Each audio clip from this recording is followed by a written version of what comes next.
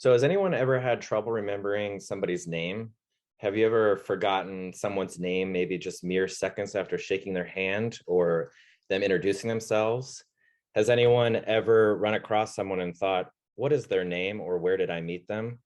I see a lot of hands up, smiling faces, and shaking heads, maybe a few horror stories. I've got a few of myself. It can be very embarrassing. It can be frustrating not to remember somebody's name. It can be taxing, even. Um, It can be social suicide in a personal situation. It could be the difference between solidifying a business deal or not. I personally had an extremely difficult time remembering people's names. Even at a social gathering, I'll turn to a friend and ask if they know the person that's hosting the event. If I don't have a close friend there, I resort to things like saying, hey man, did you catch the game last night? Or, hey dude, thanks for having us over. Things of this nature. So you may think that you have a terrible memory, and I did as well, but this is not the case. It's more often difficult to remember people's names than is their faces. Our brains are actually programmed to remember visual images better than they are actually names. So you're in luck. There are a few techniques out there that can be helpful. One of them I just started recently using is called the name game.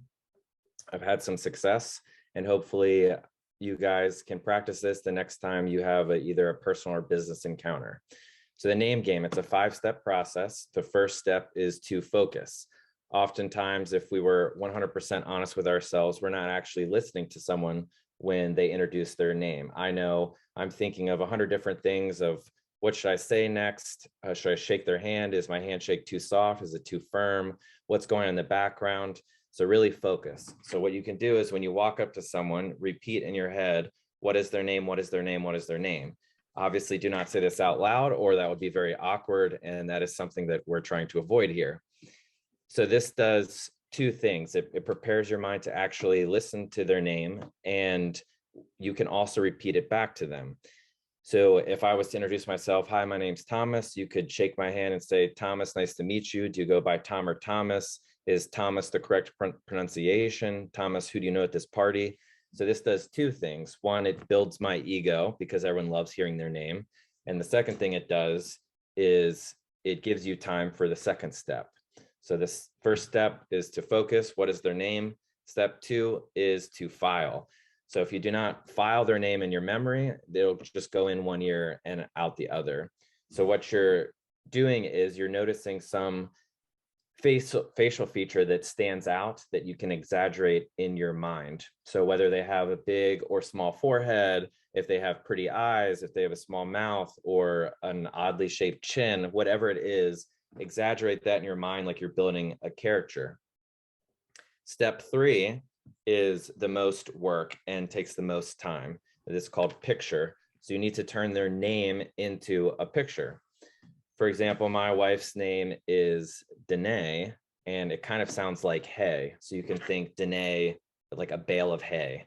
Another example would be if someone's name was Steve, you can kind of sounds like stove, or maybe Courtney sounds like a quarter. Whatever it is, you're just associating a picture with somebody's name. This can get faster over time because you can repeat the same picture with the same name when you meet someone.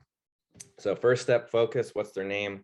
Second step, you're filing it away. You're picking some feature out on their face that stands out to you. The third step is you're taking their name and you're actually making a picture of it. Fourth step is called glue. So this is where you take the action and emotion and you solidify it in your memory. So let's say that you just met someone and their name is Mike. Let's say that they have a very large nose. You also have paired Mike with a picture of a microphone. So in your mind, you can look at them. This may sound silly, but have a microphone actually coming out of their nose.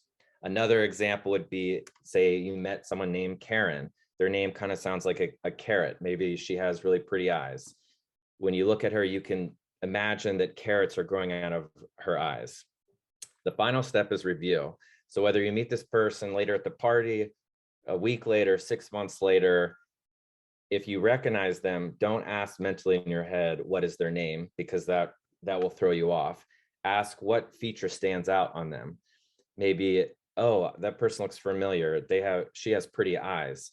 and your mind will trigger and remember that carrots were going out of her eyes, and then you'll say, oh yeah, carrots, Karen. So this may sound silly, but please try it out. I've had some recent success with it. So some people are very gifted with their memory. Some others can benefit from techniques like the name game or other techniques out there. It's fairly simple, but quite powerful. So an important thing to remember is patience and practice. Even if you just remember the first step, to focus when you're walking up to someone, just saying, what is their name? What is their name? It will get you in the mindset of actually listening for their name. Remember someone's name. That when you're listening to them can be a powerful skill to have, whether it's in a personal situation or even in a business situation. And that concludes my brief. Thanks.